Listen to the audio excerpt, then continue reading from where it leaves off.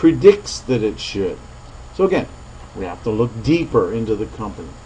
What about enterprise value multiples? There's a number that's produced for us, that's calculated. It's called the enterprise value multiplier. We can find that number. These numbers actually are nice little indications of the company's strategic plan.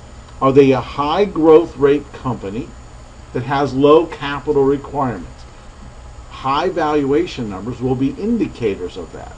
So if that free cash flow is high in proportion to EBITDA, then that means ultimately that these companies have growth opportunities. We can go through the example here, right? We have earnings per share is 230, EBITDA is 30.7 million, 5.4 million in shares, the debt's 125 million, right? We can go through that process and calculate the company's value. We need to know the enterprise value multiplier. In this case is 7.4. What is EBITDA? 30.7 million. The amount of debt's 125. They have no cash, so we don't have to worry about cash. Number of shares, 5.4 million. So the value of this company stock is $18.92. We do the exact same thing with a real company. Find the enterprise value multiplier, EBITDA, debt, cash, how many shares. All of that information comes from Yahoo Finance. In this case, it says the stock is worth $50.23. A lot closer than the previous kinds of some of the discount models that had it vastly overpriced. Now it's saying it's just moderately overpriced. Again, more information, more data to analyze when we get done. Are there other multipliers? We have multiples of sales. We have the book value multipliers. This enterprise value, right, per subscriber, right? These are techniques or things that can be used for specific industries. They can set their own kinds of values, if you will, or their own multipliers that help them address the value of the company. So price to sales. Find out what the value is. Yahoo Finance provides the data. They estimate what future revenues are going to be. You know what the number of shares were. Value of the stock, $56. Now we're a lot closer to the stock price. The limitations of this is obviously they only provide information that's relative to a certain set, right? So if we're using the industry number, it's relative to that industry. It might not give us a more broad picture, if you will, compared to the marketplace if we're not using that type of number. So again, there's no real way to adapt or change these models for changes that you expect in the future. So again, there are some limitations of these multiplier models. Discounted cash flow methods in general have an advantage that they incorporate specific investment about information about the cost of capital. So those methodologies, if you will, have the potential to give us a little bit more accurate information than those valuation multipliers. Now there is a technique that I like just because it gives us some idea of the value of how companies are creating or how they're expanding. What is their strategic plan on growth? So here we have a company, right, that we want to determine what is its value as a cash cow. If it just paid out everything that it earned as in earnings, what would that company ultimately be worth? And then we want to find out, well, based on what they actually invest, you know, what is the payoff of what they actually invest? And hopefully those two things give us a picture of the overall value and price of the company. So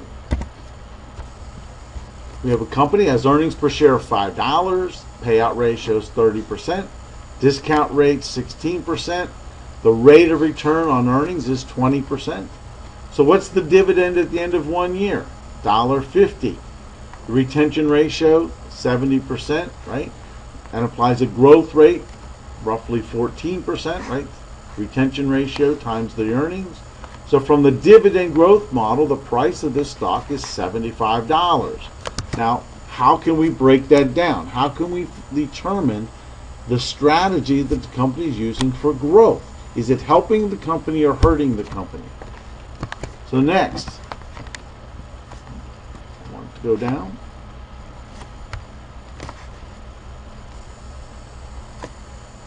Let me go back up. I missed the slide.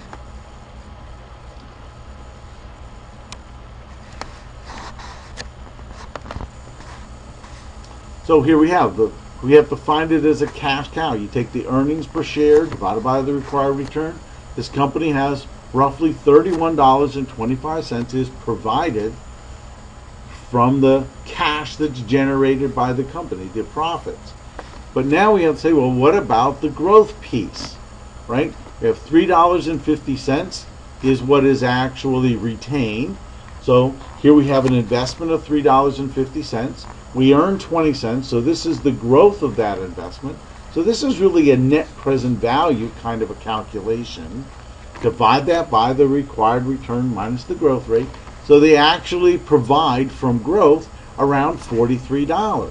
So when you plug those two things together, that gives us our $75 in price. You can see that this company actually generates more value from its profits through its growth opportunities. How does that play out for a company? Here's the TAP model. Again, this is on the stock valuation page, so the only additional information I need is the earnings per share predicted 1 year out. And you can say here it's $3.98. So from that, given the value of what this company is, it's saying that really this company's net present value growth opportunity is negative. So what does that mean? Currently, the way it's investing money is detracting from value rather than adding to value. Could you have a negative stock value? I mean, obviously a negative stock value can't exist, right? So we have to understand that sometimes this model works, sometimes it doesn't work. So an increase in the retention rate is going to reduce the dividends that are paid to shareholders, but that should increase the firm's growth rate. They have offsetting influence on the stock price. A question is, which one dominates? Which one is the best to do, right? If the return on equity is greater than the cost of equity, then increased retention increases value because it earns more than the cost of financing. There's no single technique really that has a final answer. We get a little information from a lot of techniques. So here's kind of a play out here of the Coors model. Again, when I did this way back when, the stock price was only $43. So you can see that some of these models are pretty close and some of them are pretty far away. So we get a lot of information about the company, about its stock price, etc. Somehow we have to come to a conclusion, and again, that's why money managers and those people in the financial services industries, that's why they get paid the kind of money they get paid, because they can incorporate this information and give us advice as to whether to buy or sell. The last piece of this really has to do with understanding how prices change. And we're not going to spend a lot of time on this, but ultimately it says, look, the information that we receive changes the way we think. If we change the way we think, then we change the value that we place on the assets that we want to buy or want to sell. So share value, future cash flows, cost of capital, all of these things are intertwined. They're all connected by what we typically refer to as the valuation model. Information is in stock prices, right? The current stock price already has the information that's available to us. So a valuation model should tell us something about the company's future cash flows, because that's ultimately what we want to know. We know what the price says, we want to understand what the value is. The value is about the future, not the current time. The efficient market hypothesis says securities will be fairly priced. That is based on their future cash flows, as we have analyzed. All the information that's available is in the stock price. Public, easily interpretable information is in the stock price. So if you learn something today about a company that's available to everybody, the stock price will change very quickly, right? We expect the stock price to react almost instantly to new news because people all over the world are getting the information and are taking action when that happens. Again, I don't want to go through all these different reactions, but obviously there's some import to how information affects the way you and I think. Private or difficult to interpret information is a different story. It takes time for us to understand and interpret things. Or information just isn't available. Inside information, by definition, is not available. So efficient markets are not going to hold for these things, right? This information doesn't quickly get into the stock price. It takes time for it ultimately to filter out and to be incorporated. So stock prices will act very quickly to public information, very, very slowly to difficult to interpret or even inside information. So if profit opportunities from having private information is great, right? We're going to devote resources to try to get that. So in the long run, we expect that the prices we see are really inefficient, right? They're not correct. The reason they're not correct is because I don't want to know what the private dealings are in the company. Because if you tell me, you've told everybody. And the public would then know proprietary information about the company that we don't want them to have. When an announcement is made, one of two things typically can happen to stock prices. They can drop or they can fall. Once they move to a new level, we expect them to stay there until another change occurs. So what does this mean for investors?